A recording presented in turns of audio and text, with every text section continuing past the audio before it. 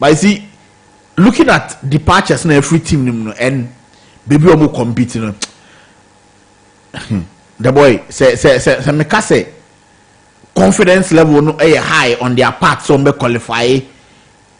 Ako PMU in the next round, the boy a also be problematic, a bit problematic because you see what for FA Cup, yes, confidence level no ho. Udim say Kobo CAF Confederations Cup, and for some time now, Ghanaian teams near qua a difficult after said Dreams FC. Ekoya Kobo no, but the last season it wasn't anything to write home about. Not this season. Team are relegation. Last season, now this season, team are relegation and they are representing Ghana or CAF Confederations Cup. And you see, the man Nema Airways is okay. Friendly matches in your mobile. The boy, I have maybe some more questions. Omni Division 2 side MSK Zelina Mo and they brought friendly matches. And Calbert me about Division 1B and a Premier League clubs in Binawache. Okay, the African head from Kotoko work no dia 5. Omisa Kotoko Ghana some Omisa has. Or to call work and on to dia 5. And you see, the only thing is Omo bought against a Malian side, just a physique and only if only they can match up against Mali for almost so that is the only problem. And you see, Mali side never go home first and Sana Omaba Abebo return leg. So if they are able to get a positive result, the only thing is also mobile high profile matches. So high profile matches are the boy. Nations FC bedding. Nations FC the boy bedding. Pa. Yamsha has kakre in a say has a twist cano. But has one for let be a man bontenga HSA on a twist cano.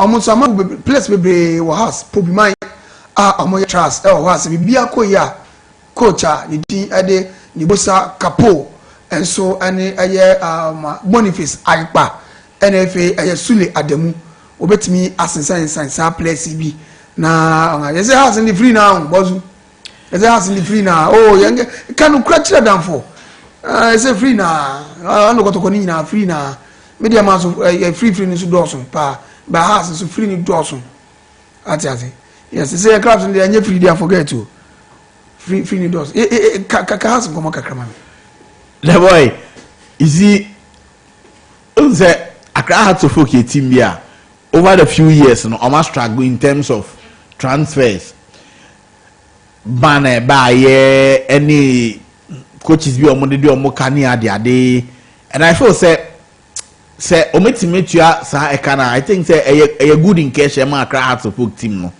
a good in cash e ma Accra had to focus team no but you see the boy more problem back it's hard to focus if your players are omo training or hard to focus camp and now aka just few days transfer window no eba na wie now for omo make headway with some of these players the boy ask him me ba studio sisi na nante menu we do nkomo the house ene omo pewe ene no omo pewe ene no omo pewe omo ni we di nkomo omo ni Mezak ajete so wa twetwe nkomo but obo say transfer window de beba wie no na afi na omo ntimi ankosan abrante no na afi ebi na Samatex crab fa na kwekwa adman asame fa na ade sa dey come back to Samra boy as I say Samatex lead has to focus with almost 60%. Certainly, yeah. Because coach already used my last season, and I could pay more Samatex. And Samatex is not a bad place to go. What I say, and in the last few years, the boy Samatex are finally changed hands to folk. And he said, I just saw what. What's the last thing? In the last few years, Samatex are changed hands to folk. Them say Samatex like in Wajibaku. In the last 3 years, hands to folk. I will say in the last 3 years, okay. So certainly, he will want a place at Obenya Silverware and. Samatex assistant now. Samatex be guarantee the chair Accra to hook the boy. Oh yeah. And so back of Gaffa in the person of Nana Kwekwa Adimaya. Now for coach na friend no need didn't go oh ajete bra meti minu wa yejuma woni say the yejuma wo Vision FC ni ade ade a then I just play no the boy. Of course obeko and say we training and we are Accra based club. Ajete of retention with the boy. Yeah, retention boy. Yes, of retention. In say untimi ni abrantie international timi ni ndi nkomo say we yan cry ni ofitashi had an awoko mo Samra boy. The boy then very bad because a player Ajete Soa in the ranks of Accra Hearts of Folk would be a good inclusion. Ebebo Hearts of Folk no going forward. You see, coach now Wabano, he needs to put things right. And this is the boy. Obe one of the few coaches on the contem. Oh sir. Oh yes. Unze has a omunche was anyama bihu. Yamao the paper no two him near my target now went to me meet, especially after the first round beba na now went to me meet. Of course, on meja kwa mwako. Wow. Ni bosa kapu. Wase one to turn nyama ya on meja no kwa manako. Okay. Because how many friendly matches no mabo? Mobile. There's more friendly match. Training kwa ni soldier for training kwa the boy. Yamfa soldier for training wini Lego. Yamfa soldier for training wini Lego Ghana. Oh yes. Physics in the physical in the but on the pitch, no. Last time he goes, I have to put a share at home. It was a problem. It was a problem for them. It said, Muntimi and to Tomuniama at this stage. Now, if you anyway, play away training, anyway, Kasana, up till now, Muntimi for a pen and to paper, so yeah, then it's going to be a problem for them, the boy. Sir, yes, say, almost can yet say, almost say, won't you, but let it be on some marble and teacher say. Bobo kwani di ede asifok etua sikano ana mewa yes na me go through my page after say this are uncommon and then I've not seen anything like that so as to what I say true no the boy Imrene Krabia na beche but if truly say that is the right thing then I feel say then they need to do the needful because looking at the way things are going the boy say hard to folk episode omo winning league this season they need to do a lot many aje o share Justice no mo dey appear bontini ade the boy they are making headway but say omo pese omo nye dey omo nje league na the boy then they need to do more and this ade the boy e be dey amom okay because omo page na me there's nothing like so much risk ntira me kase me yatete the be weni a yatete say won tua so omo fa confirmation I mean character bia my HSA has say won tua iska no. No, they've not made and about the Rocky Jam now, so we also year train or so on or play, if you know back. Yes. Now, Nibosa Kapo, you do with me. There was any problem, no, any problem, and I make us say, one to turn in my year, dear. Then, Abia before a season, before the first round, and I home Jana coin. Because if for now, Untimimbo, any high profile friendly match. Emma just close door matches be or mobile but say for now Muntimbo any high profile match be then the boy a bad day I have to go going forward a bad day empowerment going forward looking at the way things are going teams be signing some the boy don't take anything away from the MIC despite the fact that Omobo Africa men take it be away from them they will still compete on the front almost still compete especially when signing be or still compete. And say how to folk episode will make it a good incursion with having a chance to win the league this season at the boy then a bad day because me who anything like how to folk coming close to winning the league.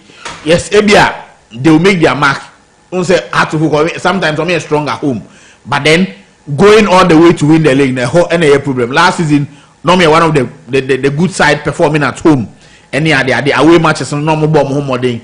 And then they made a good account of themselves. But then one thing I have problem is say players now omo etwetwem komo no omo making sure say they would get the right signings and then make sure say season the best starting now if you want prepare omo well enough. And this are the boy personally me feel say bad. Personally there me feel say bad. I'm a hard to fool coming into the league season 2026-2027 season. Okay, Junior, me that say I'm say you be try ho no wo trouble. You be try ho aba na ye ba na ye de amonane nsam no so e de eguo enso e de amamo. I Max 89.7 FM uti Junior nka ye frame the boy, the only boy among all the boys. K vibe so wa sanso na eye Philippe Pepe Inzaghi so awa ha sanso na eye DJ Stanzi, DJ Holy omunyina so ebomechidom edible edisperse enso na oshumi program ye twa enwa ba yesi ya ba na ye ko TV na ye de amanane sem no enso ediaba 89.7 we ura Max FM, what do you do, Kita say? And the winner is...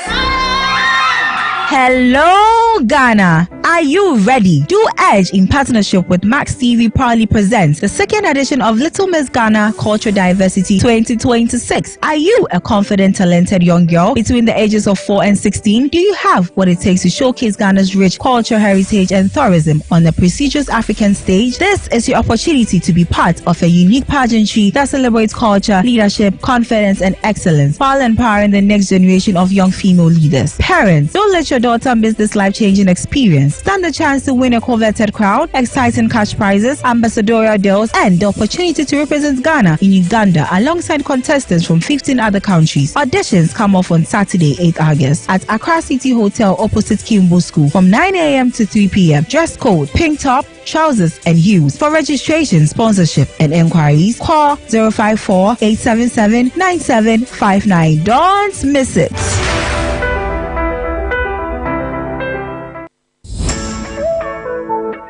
All right, everybody, focus. It's a simple commercial. Quick. Sound ready? Sound always ready. 1 minute. Hello, baby. This your TV, dear. Charlie, where I go get correct TV by? Max Buy. Baby, go to Max Buy. Pick any TV you want. I will sort it. Sorry. Baby. Fridge, we did it, though. Fridge. You need a new Go one. to Max Buy. No, so Max Buy. Fridge na ye make up, man. It's sunny in our coffee. Babe, oh. Madam, if you want mobile phones, Max Buy. Washing machines, Max Buy. Sound bars, Max Buy. Air conditioners, Max Buy. Even if you want long life and prosperity, Max Buy. Can even buy now and pay later with Max Buy. When it comes to quality electronics, one name leads the conversation. Max Buy. For further enquiries, call us on 054-401-9552. Hello, everyone. Your friend Nana Dakwa Jesse, the host of the Max Sports Park, and Max FM 89.7. If you joada, ekosi fiada, ebo non crew kosi se dumie nu beboa. Program no air live on Max FM. Na nika sem ne se die, ya sesem ebo non du kosi se dumie nu beboa. Program no esan live on Max TV. Eho ene bo rank performance so, nya cover the major leagues around Europe, Bundesliga, the La Liga, the Premier League, Dutch Eredivisie, any their kick count. After so, about the kutukubon sem dia, any Max TV, Max FM. Unim say Bukom Boxing Arena, the BIA ho Professional Boxing League. Ya the one seminar about Max Sports Park Jimediano so. After so, Ghana Premier League, the Women's Premier League, and the Division 1 League. Ya there is the statistics and all the details you want.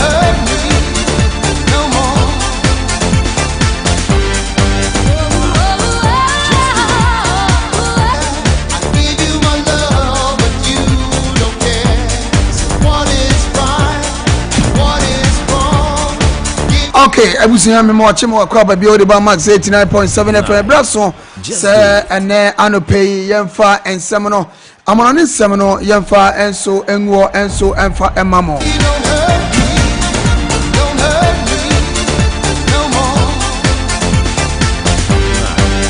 onim se my first 1 hour no ye sha se enso ewo eye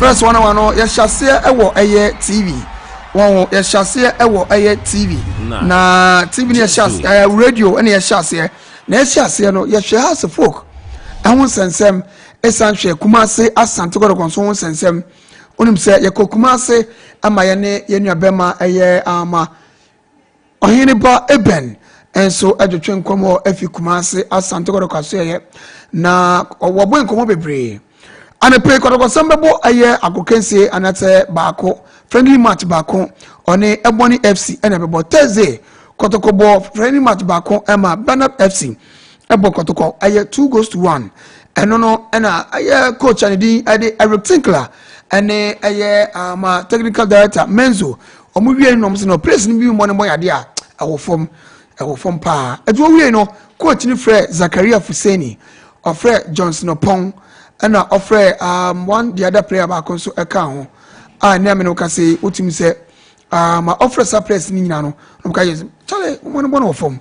Timunya what na mo lift him game up na mu some person kema mo na mo so pa ene so ensem kakra fo tano pay 10 am koto so me bo friendly match ba kon na oni bobo kwa ni din enso ade ye eboni FC ena bebo enso ewo ho me pa chopa ama ya chance vogun so ne incredible say ene penfu se timetia eye ama omuka omode owura ndie de eye hindik no yetete but it's not confirmed club no fa nkrate bia ma abonten I know Chelsea has booked for 8 year cano. I know to chomo unim sene nyame aduma nem quarter finals of a year WAFCON no ene chase na quarter finals no say ena etie quarter final no say ena etie ena ebrabo aye 5 pm quarter final no match ene yede uze too much ni na yebeyi ewo Max TV my no Ivory Coast and so any Algeria at the very that so 5 p.m. live on Max TV na ye wiensu na ni 8 p.m. no Morocco and so and South Africa and so at the that so and so 8 p.m. and so send and so Ebekisifa Aquafa Nina and so live on Max TV Osha and 5 p.m. Ivory Coast and so any Algeria and at the very that so Sansona 8 p.m. no Omani D and so at the Morocco the host nation and so and any go back to your country South Africa for and so about 8 p.m.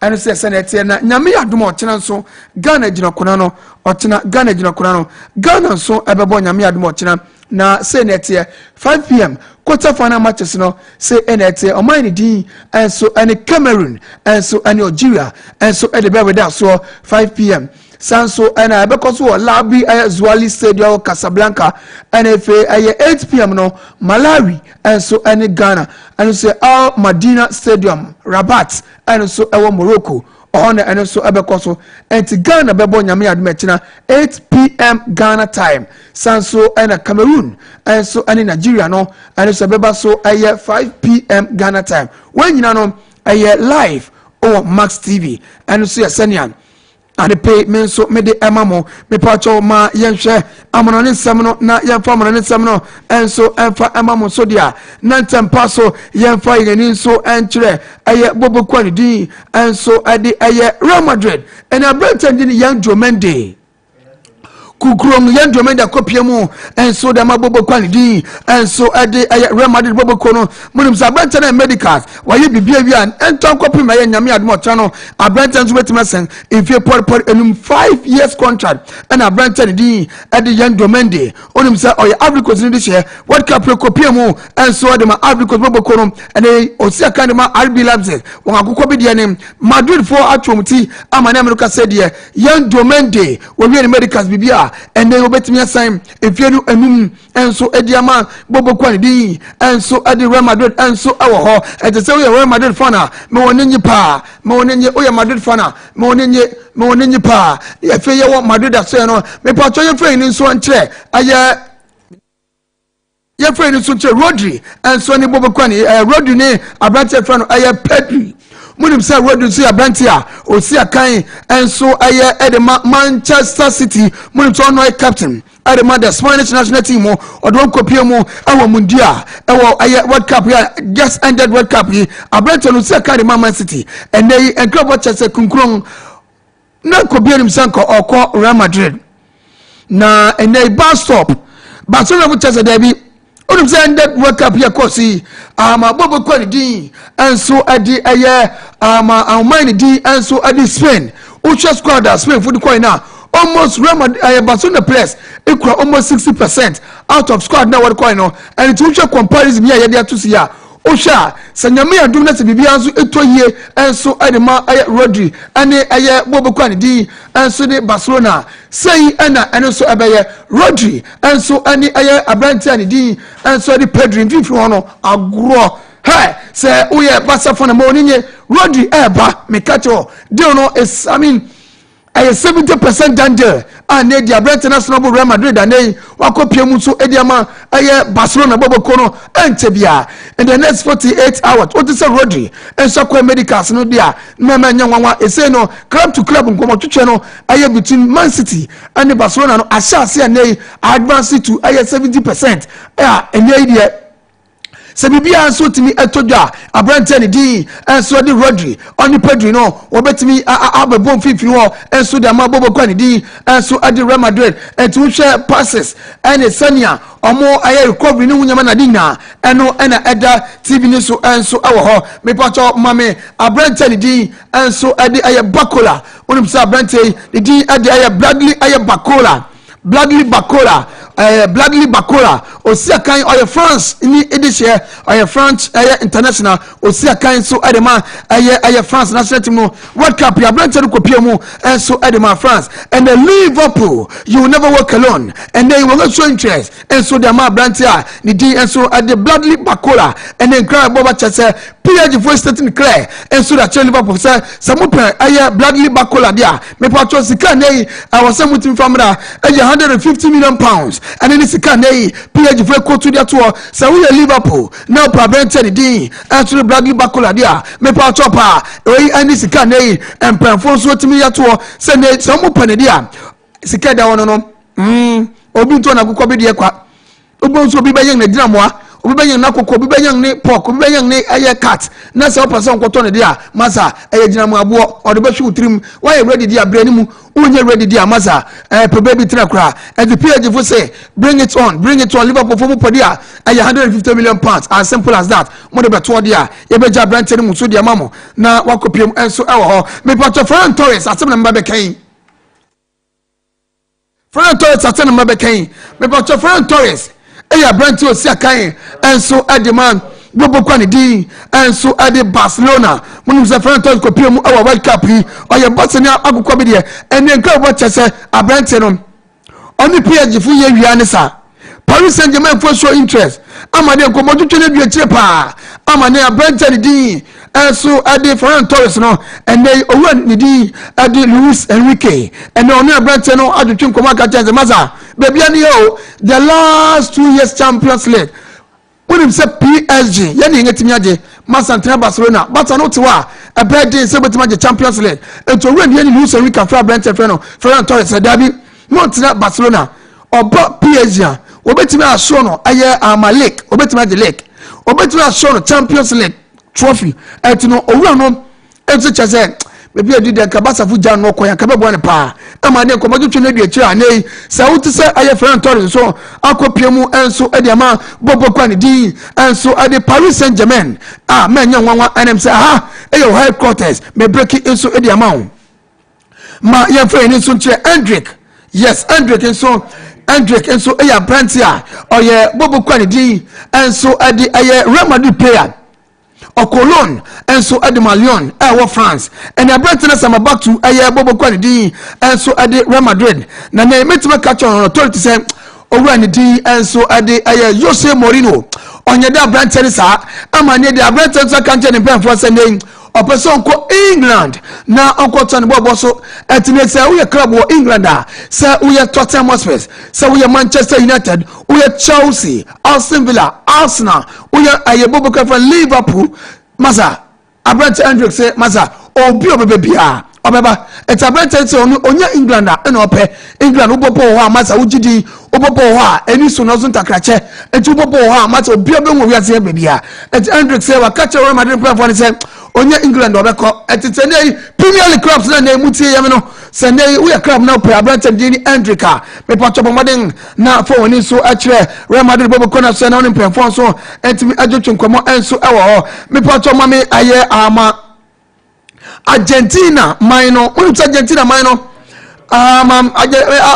edi mame aye Frontino I already did John Fantino yes John Fantino at number beken John Fantino not number beken unim say okita ball and on aye Argentina aye omo FA president no ejina wo maza enya easy kra enya easy owrani di eso the Tapia on the Argentina Football Association aye omo aye FA president no omo chese omo titise nei amafo so pa aye Infantino sa as yet in some no betu gwa se opese amanga man ni FA no ensin sign se na ba ya go betim to ton FIFA right ni bi na de ma air companies no amafo so pa mo papa especially English F no when go chop Infantino man Infantino da okron timi na ene na ne owura ne din enso ade tap ya betu ga say Infantino obi akra ba ni watema ya Argentina fo de ya ta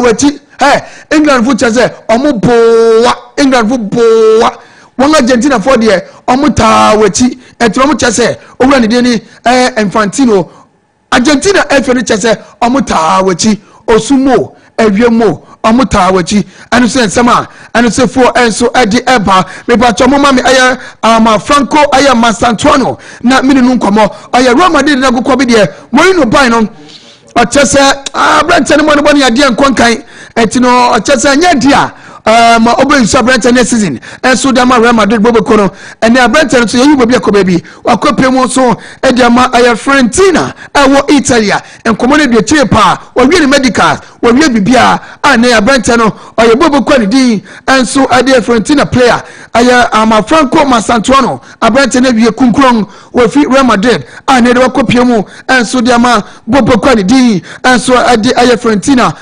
enso ensam kakra ane se fo enso ade ba me pacho mame Kylian Mbappe Lotin oni Hakim Akraf enwat mo na bebe kan munim se nei Brentford omo yet omo unse prison no ashase nanso nkomo e baba tadum se Brentford di enso ade Kylian Mbappe Lotin kwaku munim se Brentford no ama onko Madrid camp etin onshia Jose Mourinho sanso ena Brentford di ane Hakim onu so nko PSG camp onu so nko se owura ndi adu Luis Enrique dabi omo chese omo owo break ni ma ani omo juju wo ho omo juju omo kakra omo holidays omo juju omo nyame yadum holidays ni nyame bebe nyame yadum ochena etobi e be go back to the clubs you abete feno eye ama Hakim oni eye ama abete di enso ade eye Kylian Mbappe munim say Hakim say kan ma PSG of Morocco Hakim abeko back to PSG na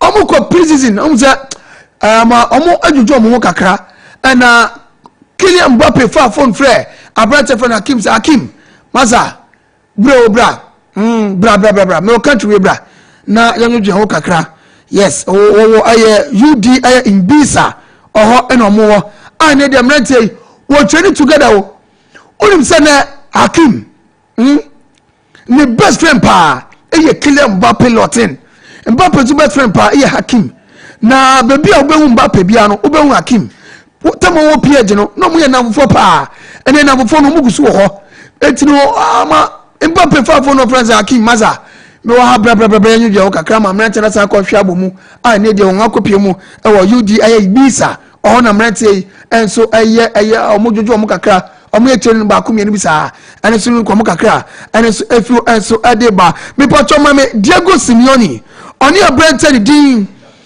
enso ade Julian Alvarez Diego Simeone oni Brentford Junior Alvarez enei awura no ene Brentford aye meeting close to aye 30 minutes non-stop meeting na meeting no outcomes nearby no aye ni jesem enso adema Atletico Madrid ene club oba chese owura this akachire aye ama Julian Alvarez Alvarez baby ani how masak baby ani basa ya ukoi fine basa a big club there but Atletico Madrid is big share Champions League ye bobi yam kwad ye ni impossible Barcelona ya ko enim Arsenal na ye fimu but basa ya se ko enim team no be build around of you wakacha Brentford dey Julian Alvarez or be build team no around of ono sa Brentford no mo nko on say no the Atletico Madrid bet ma gidi Ballon d'Or bet ma Atletico Madrid crowd ma prima ko enim afiwe on mo target say obeje Spanish La Liga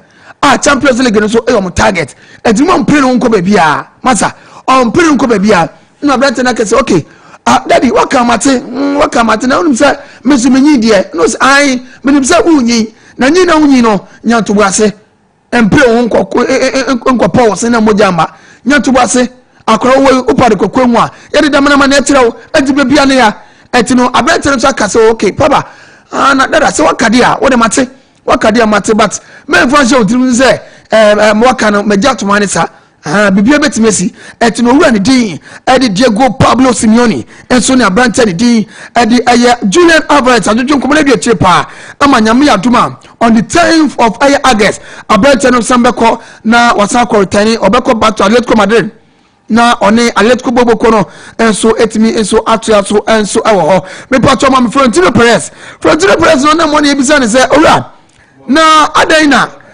Zlatan Ibrahimovic abra no wo PG no wonti man to no unsa brante no wagbo AC Milan adi nyina na PG be fa no ene krabo ba chese owura no na ekodu di nkomo na ebisa ne sade tire wan to Zlatan Ibrahimovic also Zlatan de no pen pao no pen papa no ye iga so be sign no when say Zlatan Ibrahimovic obo Barcelona de Zlatan obo Barcelona de obo Barcelona yes na Barca no boy no onu se Pep Guardiola ene be yi owura no afi dwumadie no mu eto yi ni fi mu yei no na chacha otimi se bibia enso etochew ede mo owura ne din eto Zlatan eto die no se no tamo no mo Barca ne die in fact no hia brante no Real Madrid papa but se brante ne ba Barcelona penalty no so what baba said meet me to because they know me akrafo etu tim mo basa na mo bo we debre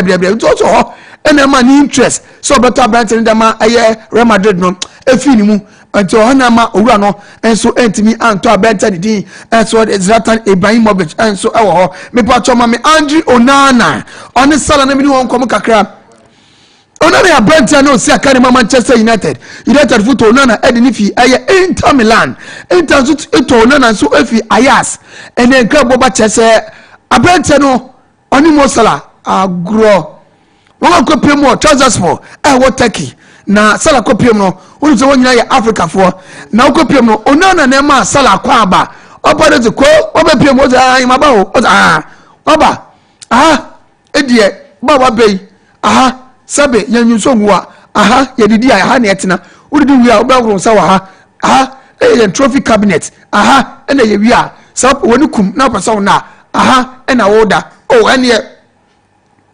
Onana ya de pa etima chacha sala nyoma koso ne ade e trousers for etine de Onana enso ene abrante ni Mo Salah ebebo one team which is trousers for na wohwe welcome trousers for the ma na aye owura ni din ade Mo Salah na maza na esewoni ense okachire maza na esewoni ense okachire eto na church sala nyoma oso onye na aye supporters no enso enjanda ne pa tie Florentino Perez akachire Mourinho se anya do beto midfield bia bio dabi o se anya do beto midfield bia dabi midfield bia no a anya de obeto no midfield bia no etino Florentino Perez akachire eye owura ne din enso de Mourinho se abrante ne din enso ede eye Bernardo Silva ono ena obebedi team no around ede Bernardo Silva ba no aba no agro Bernardo Silva ba no aba no oso kwambia so obebedi team no around Bernardo Silva etanya dia afuwe wobeto eye player bia midfield bia no a wobeto anam se o Chomeni o Kamavinga o abrante bi ti se aye Jude Bellingham ati ase o Rodinum ni ade o abrante yo da way onu na o se Mourinho embi the team no around him eti Florentino Perez akache Mourinho se dabi midfielders here on tobio because of midfielders bebre nei I likely say when you na nya do bia be ko some midfielders no Chomeni Kamavinga Jude Bellingham Valverde NFA about Bernardo Silva so be kan o tell midfielder no aye solid midfield no aye solid et Madrid football body team no nyame yed manesin Mourinho be body around of Bernardo Silva atanya dia obeto player bia bio enso ediama Mourinho e wo midfield wo enso Mourinho say Florentino Perez akan wate on sanya dia obeha no say on to player bia enso enfa emani bio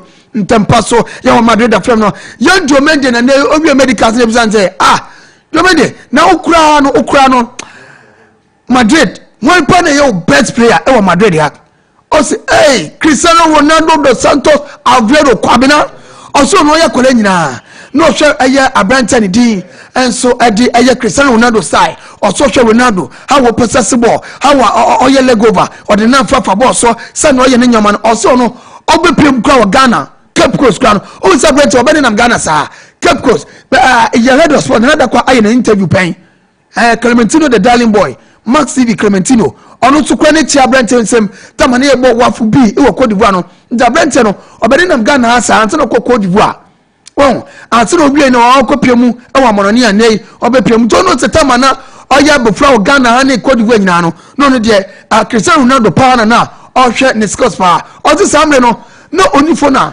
o wetima ko internet but ti say Man U wo ball akwakohwe o ti say Real Madrid wo ball akwakohwe akwakohwe Cristiano Ronaldo dos Santos Aveiro do to hwa na ti say o so ne scores na de o so Ronaldo die oni de obeka anye say oba Madrid ti no kon ono so o Cote d'Ivoire nyina na ono no na Ronaldo na look up to say one day ono Ronaldo bebo team ba kon ana say obesha Ronaldo kra na the team of Ronaldo abono onso bobo ni kra o se ni dey sunyina aba mu ediamano anei Yandro Mende Cote d'Ivoire nyakokọ bi dey ene de Madrid ena wakopiem anei o se ba wa be dey masa obekọ koden enso de ama eye Real Madrid fans no ene fe Ronaldo eye ne idol anei oni ni wa grokra enso ni sem kakre for so reba mama Joe Cancelo na mi ni nkomo mu se Joe Cancelo so ye player enso edema aye Al Hilal e was Saudi Arabia o Ballon enso edema bobo kwani din enso ede Barcelona bobo kono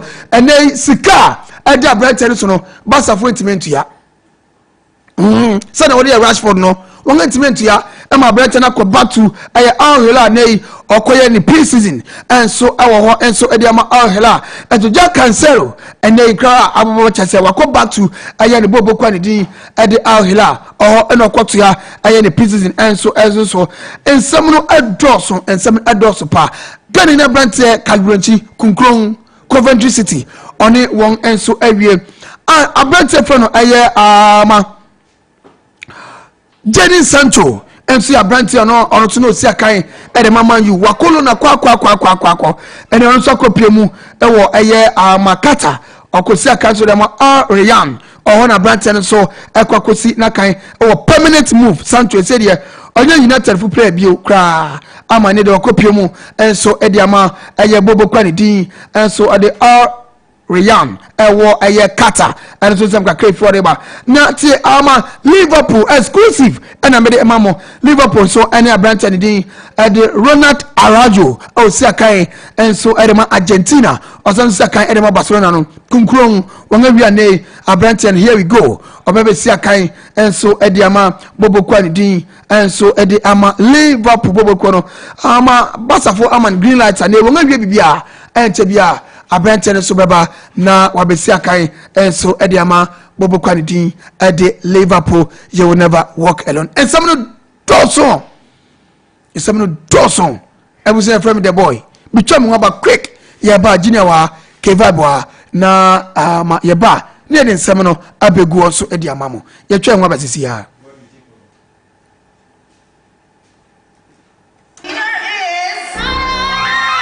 Hello, Ghana. Are you ready? Do Edge, in partnership with Max TV, proudly presents the second edition of Little Miss Ghana Culture Diversity 2026. Are you a confident, talented young girl between the ages of 4 and 16? Do you have what it takes to showcase Ghana's rich culture, heritage, and tourism on the prestigious African stage? This is your opportunity to be part of a unique pageantry that celebrates culture, leadership, confidence, and excellence, while empowering the next generation of young female leaders. Parents, don't let your daughter miss this life-changing experience. Stand the chance to win a coveted crown, exciting cash prizes, ambassadorial deals, and the opportunity to represent Ghana in Uganda alongside contestants from 15 other countries. Auditions come off on Saturday, 8 August at Accra City Hotel opposite Kimbo School from 9 a.m. to 3 p.m. Dress code, pink top, trousers, and heels. For registration, sponsorship, and enquiries, call 054-877-9759. Don't miss it.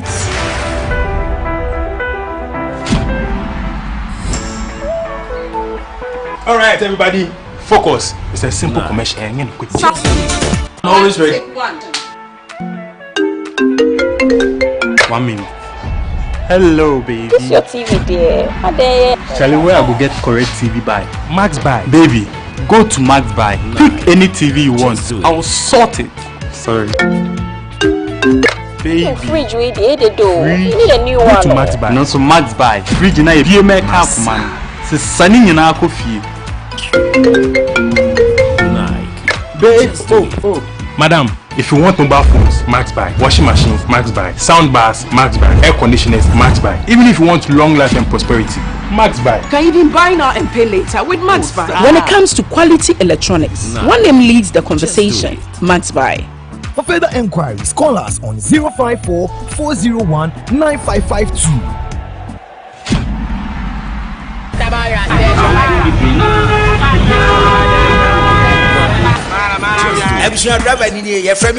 We're just getting started. This is the Max Drive. Listen to the best. Just do it. All the 411s of our telenovelas. Just to know. And come be say and I'll bet you. Mama, I misinterpreting and I say, Mama. Yeah, they fine. No. The Pessibre, I can send a word. The Pessibre. I'm you. A man is on young man.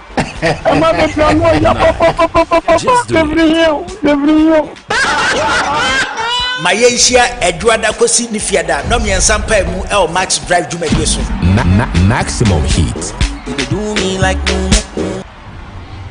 Nike. Just do it.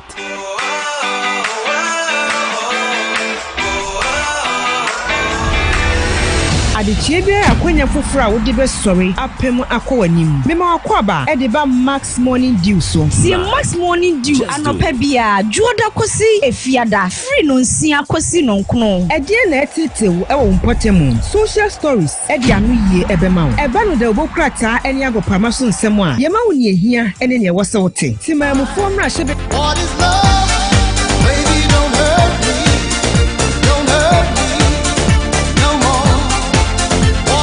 okay, so ebusam sam akwa babia we agusu wati nkonya so na yede sania amana ne nsema me digu wono sania yete no yede ebeba mo aha ti no ke vibe ha sanso ena eye junior enso ewa ha omunyina so but amafo hwe nepa amafo hwe mpa amafo okokwashiman ya oba pa krisi okwashiman Christ mission ono so hwe gbere mommy good morning aha ana pay me chapa Junior, boko bi odi. The boy nyame adom boko. Okay, amana ne sam yanko. The boy mi che obi otie sound share Max 89.7 FM. Me sha say free o last story now the two jano. Abrantie Ronald Araujo. Liverpool the boy minim issues now Liverpool work for now. Because looking at the way things are going, the boy if say almost signing obiti say Araujo for Ebia Joe Gomez as a replacement at the boy player or ye injury prone say na fei o tono abe replace another injury prone at the boy then a bit problematic for me because it's very sad looking at some of the transfers at Liverpool here in the past few years. Last season minim say Oman and share almost signing some year almost performance in the league. Not this season. Oshe signings ni bi omo year, especially on the part of Ronald Araujo from Barcelona to Liverpool on a season long loan deal. The boy I feel say a bad signing Emma Liverpool and Andoni Areola so one shade year a bit me going forward because Abrante Konate are moving on. Konate moving on or Real Madrid. And Joe Gomez, on my last preseason game, on my boy, on Suku Pry, and say, "Oh, Probi Abamu as a replacement, another player or yeah familiar with injuries." And I got on about the boy. I feel say a problem. Emma, Liverpool, any Andoni Areola, and the boy quickly. The boy, Diamande no. Na me catch you. Me say, Ama Diallo limbo watching Diamande. Jose make his argument no ama for cra or sports parks no ama for cra free crama o make Jose aside Jose as a comparison is the truth Jose say Ama Diallo de Senka obi beton o man united be 200 million. O say Ama Diallo betima ma bibia. Certainly. When can we play a cry? Ama Diallo be ma changes Odiba. That is it. The amount of 4 matches. Yes. Oh yeah, just 1 assist. Yes. Without a goal. Yes. So Madrid going to buy such a player. Yes. Age I want for a 19-year-old young chap or a very exciting. Mitiasia on that front. But the boy, me personally, Ama Diallo in Bob watching. Oh yes. Yan Diamond only Bob watching cry 100% only watching Diamandi. And for Madrid to splash such an amount, you see, they say transfer and I must say transfer no market. Into ama nema yedi for a player like Yan Diamandi obesi akaima Leganes. Leipzig eto no 20 million euros every Leganes. Na ene ometimenya a whooping 105 million as profit on this young chap. The boy very interesting, and personally I feel say now maybe as a Manchester United cash more ton Abranti Ama Diallo there, then I feel say he should be going for a figure around 180 million and say possibly 200 million because Abranti no more than boy. I feel say Ama Diallo more than boy was scratching Yan Diamond then for Florentino Perez you will say Mourinho. So make me a splashes amount today. The boy a bit problematic. The boy quickly we make another story. Bernardo Silva. Real Madrid team no building around Bernardo Silva. I feel say it's going to really be interesting, especially if since you are Branty Fede Valverde and they on the Abe Sahini Ediama Real Madrid. Now share Branty Eduardo Camavinga, Chouameni mo. Now share Branty Bernardo Silva Swabe Pimo ha. O share the training sessions be an all year, interceptions be an all year. I feel say yes, it is obetime a good addition to Real Madrid team. Obe a good addition. Exciting news, you know, say Abrante Vini Jr. Extending the contract. I'll bet Real Madrid until I think 2032. Exciting news. And also team Real Madrid they build there. The only problem, me what the boy is here. The approach of Coach Jose Mourinho into the season. The approach or the best season. And the problem is here. I'm finding it difficult to come to terms with Coach Jose Mourinho. Is he still the Jose Mourinho we knew from years back? How? And obetimi ashishe team no to compete. Real Madrid want to win the Champions League again. The boy Real Madrid omo pese omo sanso Angel La Liga no biem. How? And a Real Madrid team no ebe hwehwe omo ha omo compete in the forefront. Eho na problem. The boy quickly Jadon Sancho of course the carrier now. I feel say na we are na eba no Arian I feel say at this stage there then a draw the carrier no to an end. I feel say unko pace can be now on fango na at least on for na kwa maybe no on one the carrier no. The boy quickly I feel say it was always going to be difficult for Barcelona so met me at all Abrante Julian Alvarez. It was always going to be difficult. Oh yes, Eddie. Atletico Madrid no mo share scanner omo quote ama Julian Alvarez me won say edu be na Barcelona omo twetwe omo na sikakra because splashing about 150 million on Julian Alvarez and a bad day. And I feel say a bit problematic ama Barcelona going into the season.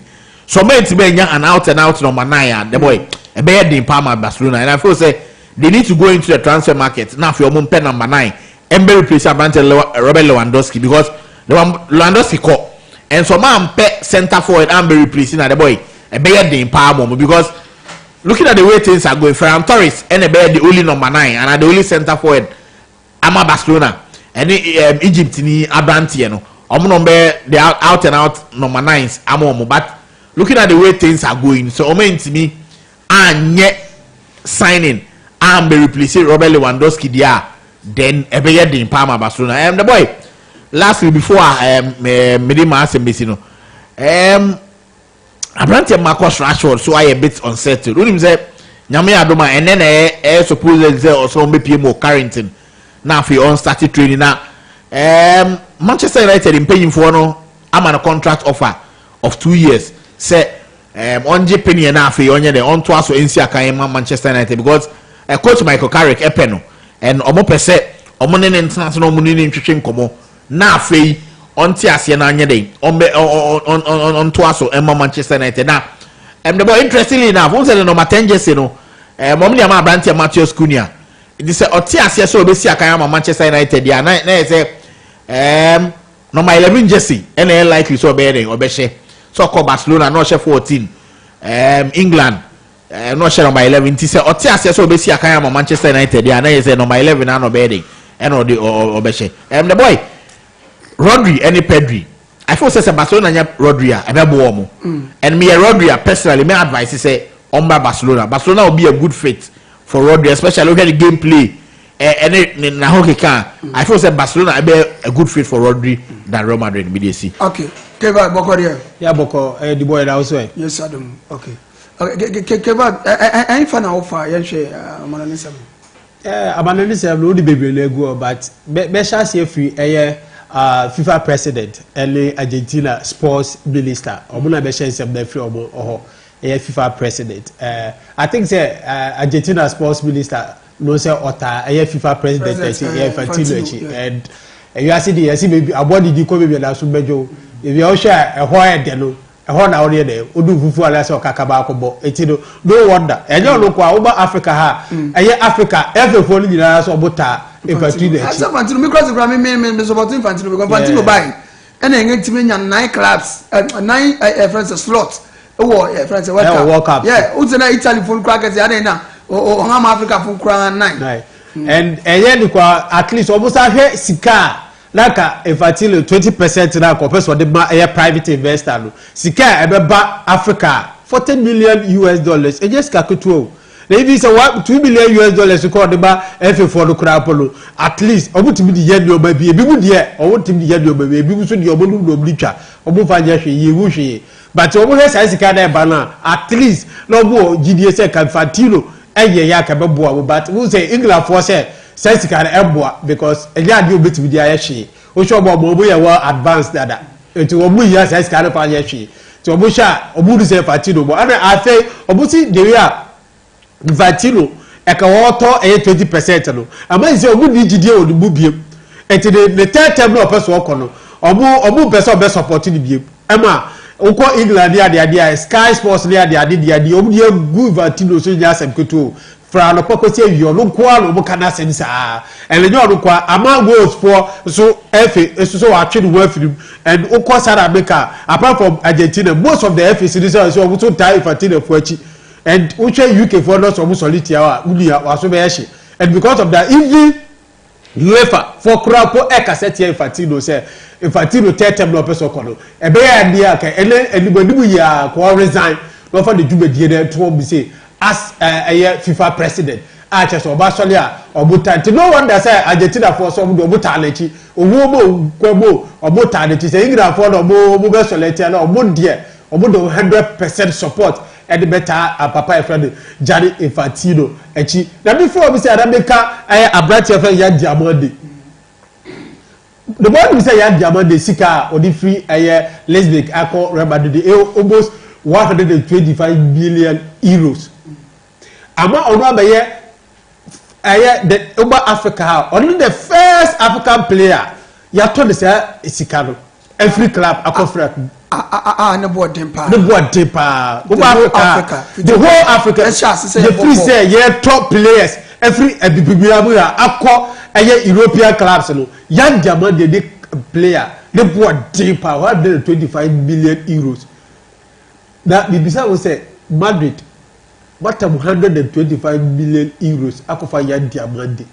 And uche Young Diamande profile now. I think it's Madrid forward the same profile Bibriwo Madrid team no. Which will be say Rodrigo Goesa. Boy, young Diamande boy. Goesa met me abo je chesa. Be cassette Diamande say oh you good player. Oh you good player but we share the profile. I did Diamande di here now. I think say Rodrigo met me the baby. And to Madrid. Ko Rodrigo do baby. O to board the left side. Esa board the right side. O to be sabo as a center forward. It is how of ya Diamande aba. Now profile be say Rodrigo what be say. Ah Rodrigo enche bi obe free injury aba. I think say ya Diamande sika no ne ba Obama de I don't know. We need the Papua or Sanchez ideal. Say Jose Mourinho, say Florentino Perez now no person go top Madrid the dia Miss Morning no be come because ultimate signing say coach nika some pena so we club president ultimate fan ma say Mourinho dia ele Mourinho isu enu be bi o papa wo ha adwene o Mourinho wo ha adwene pa o oba team ma wo hwe sika obo ase wo team ni sika keto o because we share yan dia Mourinho na players o Madrid da be atell say na Madrid for we here a central midfielder no we here road more than yan diamond because we here road we move viewer any more there we attackers bebre obi say Vinicius Junior dey Mbappe so beti ba chabo both the right and the left wing gidi na now we striker ba ko betu at least ke be boa Madrid than yan diamond there we go for the buy and I think say yan diamond there the same profile there can Madrid before we be what me say scan dey no audio scan dey no audio and I thought say e be boa player no so aboa because share baby I did the profile on the starting free or started the ball e wo Cote d'Ivoire ya mo so kro wa de bele da ya e be ball wo vuzo bi e wo Cape Coast and then yan diamond dey ko ball Madrid it tells you say the boy have come very far wa bre etide aba o di bre ato say di bre die obetimi adi da bi fa Bernardo Silva dey twa to say we Bernardo Silva profile Madrid I think say Bernardo Silva is one of the midfielders oboboa Madrid team ye last season no be he obi say Bernardo Silva the profile no Madrid team no the likes of Camavinga obetimi am come to the limelight e be do baby cry no I think say this season Madrid for cry o Madrid say o better road there say two midfielder Tchouaméni Camavinga Muko also free team no Emma Omunjira aka say enya de obe free team I think say Camavinga body baba for and bringing in Abraham Bernardo Silva what the year of Monaco or the free of say at the bar Man City and all the come Madrid I think say with this experience and the grow up on betima ball as number 8 betima ball as number 10 betima ball on the wings it betima ball so many options and I thought say the inclusion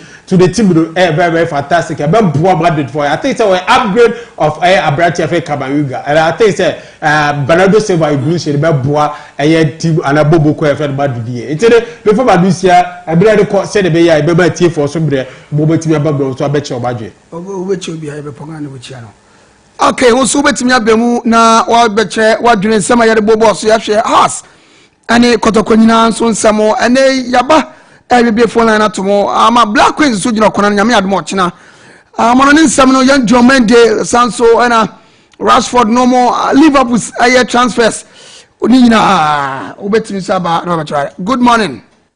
Good morning, the boy. Fabu ni o akotema. Oh, Fabu bako there. Bako. Okay. Say na wuti kotoko nsem no. Fabu ni pano wa ade wa kata phone on ti unje papo next time interview na ye bia wa kata abakata de niate. Wa kata won ti nitie. Okay. Okay. Mata wa kata ye contact na ya na wo dia play live. No wa ya because e kata na so ko na wo bia sana wo ti nsem no. Me tell no kra me catch no say. Afabia wa ko bia ne papa phone da ko to bia o kata yeah.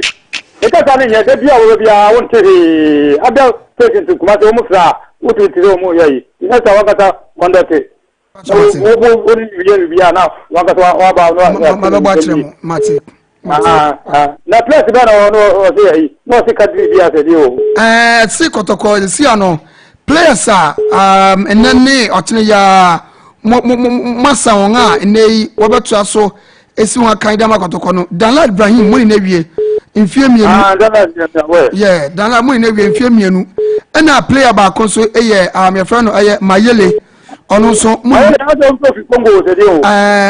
foreign player na Abdul Kadri ono so foreign player ono so be pema 3 players we de mo no nga wi a obesam 2 years e de amamo ebi so okotoko campa ene omo so omo bo trust na no pay 10 o'clock ya mo bebo eye friendly match back ena the boy and Albert Amo say wa ni na so bo ko bi won Albert Amo na approach no dabira won approach no won jan so nko ni se na se je akobu the boy say ka ba no le ba mo rufin donzo so na ehon so no last Thursday na mo bo match no mo rufin donzo empefo chese mo wo form ntino won sam no opportunity one is the way now mo second minta so ho no zigiminta ho ya de yetimi the boy ya potent idea ba abi o Omunya big name ya or this nipa be chicken. Wo me go over there. You wo bia obi na attack crowd. And omunya yi. Omo jari bia ma wi. Local press ma ya ma me dey ma say omo teaching go. Only people that then they go home first. Go home. Yeah. Nana sada de omo tuna bona. Is Africa. They should be serious about what go to see. Ya se kele ya se so ma ko tuya o. Ya se won ko tuya, won se won ko tuya. E de amia se. No nya. E ba ba mi twa so na. Okay, Mr. Danso. Okay. Oh, Mr. Danso, sorry. Hello, good morning. Hello, good morning. Hello. Hello. Our friend so odin komo wechi. Good morning. Good morning. What's your friend saying? Okay, Bacho ka say hello. Mikato Aguna Bodom. Okay, Aguna Bodom Bacho Ghana Futi Bozu. Bacho na mo ka Man City kofa player go Chelsea. Incident na Chelsea Man City kofa player wa ade City Association Madrid na. Asana kano o sidan. Mo say Man City kofa player go Chelsea. Ana omo City for say among that. Almost among that because the Chelsea player to go Man City. And I'm Man City as a still Real Madrid because Madrid are only the market. Derby on social Madrid. Na semo yana kan sao. Okay. Okay. That's a city on something Madrid, on something Chelsea, on something Madrid Derby. City no on something Chelsea, on something Madrid. Yeah, incident no mo mpe so mboka kofa nipa wo say o. Say dem mpe fo no say coaches na eba no na bia o mu play bia o mo pe e bia Alonso mu play bia o pe o ho ne bia o kofa but Enzo Chelsea for Monica Enzo ayi Fernandez no City for no Kevin Munim say City for no pe Enzo Fernandez. This ano the Mourinho no this ano Kamavinga ene Samini no ayo mo den. Obey Suomo is part or can the planning no but as to so obey Suomo next season no and they meet him in boss. Okay. Kamavinga there were review people. Okay. Because the ball and time as now be and so people. Okay. Okay. So me that's V8 Ghana Footy V8. Good morning, the boy. Morning, boss. Apo Radio Dumbako na onso e. Okay. Ghana Footy o. On say yan demand now for Madrid no. Yeah. So putting more effort. They want putting more effort the carry say. Because Madrid are young boy now for home na say o ko young akwadura dia. O mo betro. But now so to me signing Rodrigo Cascante dia. And the team in Podi here the same Podi. Hey, in the vampire says I do no. Everything about it. Na atu ya no man. I'm not short of 19 years for 125 and 130. Yes, you can follow my phone my boy through na. Yes, you say experience will count. Okay. Medasi, Nyami Shapipi. Good morning. Hello, good morning. Good morning. Bacha Francois Kazefi. But the number 50 Takade. Jimo Kazefi Takrade. Okay. Bacha Mawano Sumai, Ghana Footy. Bacho, na is a 1 year local service na there in Kenya. Debbie, local no, unse, local no, any TV, local no war. Radio na foreign but tin local no say max no unya water crade radio no what you say by ye local ni nyina first 1 hour no na foreign no so second 1 hour no mpacho what boss also be that pa. Good morning. Hello, good morning. Hello. Good morning. Me bache France okaze FIFA. But friend me Mona me kasa free Accra sofa. Okay, Mona Ghana Footy o. Okay, me person me correction kakra. Me te say o ka say Araho a Obama Barcelona ni Argentina. Araho Obama Barcelona Obama Argentina. Obama Uruguay, correct. Yeah. Mo me da say Uruguay. Oh, Oba pa nyamisha wate. Nyamisha pa. Nyamisha. Who you football fan won? Papa me support Barcelona until me say Rodri. No, Ebeba now Obama Barcelona. You see, next season, yeah, do Champions League. Hey, yes, Subasa Fomo Yeko na Monshaje nkwa. Hey, etumunya Rodri na kete mo wie bibia won. Ye wie bibia Rodri ni Pedro en finfin ho ye wie bibia. Agro. Hey, Papa, da ko memo mo dinga be show, why? That's how much me that's it. So me that's it pa. Nyame enso ensha. Bye. Hello, good morning. Hello, good morning. Hello, boy. Yes, sir. Yeah, good morning. Morning, your friend. Every dead moon as well. From Oscar Adam. From Oscar Cardozo. Okay, you go the pan wa can wa you see. Bibi abako. Every dead moon Cardozo very fine. And a person dem ka say 5,000. Okay. Ghana foot. Boy. Yes, sir. Okay. Mame ko no local answer. Oboy wonu say you can say Ghana league. So say yen nsia club owner bia good. So wonu say. Oh yes, and me aware. But the Shell league na say na ebem. Olga me kamba organism a ekọ so ye league ntia ama ye league na kwa na ekofo mu no. Ano wasa na me ba beka. Okay. Say ye pampe photo. We are kids. Ye pa wo chow. Men gin second term na opesa won ko, third term na opesa won ko no. Ehun hia. Ma fa message bi to ho say ye ibi ye tie mpo ye konto kwa na se bi police station ya it meet in the platoon.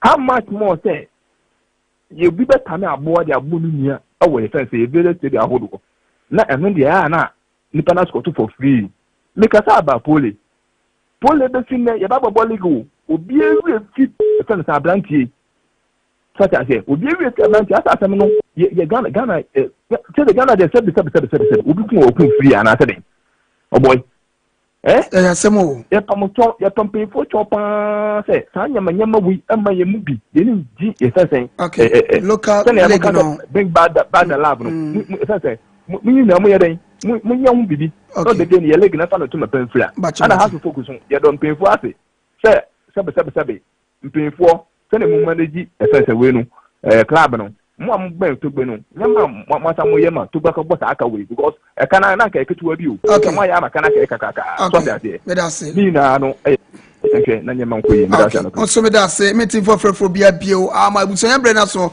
school connect and eba school be na holy na eba Akraka anti we obi a we all student of Akraka me ba cho Akraka for be pie mo ha ne omo enso ebe shi jamana motie school no nsem kakra ani tinu me ko mami na eye DJ eye holy DJ stands junior okoya waba junior so medase paper K vibe ene produce me medase sanso ena eye Filippo Pepe Inzaghi sanso ena Ben ena Gode Mangode sanso ena ye Edible medamu nyina se before me konoma michi Pizarro wo kokompe don wait aye Pizarro michiao sanso ena ye Madam Obapa Christia wo kwashiman wo se o hwedwumede no medamu nyina se nyame adoma aye enanwumre yesambeba na yede aye manu WAFCON no yede aye quarter final so ashase edi amamo the only boy among all the boys the boy enemy di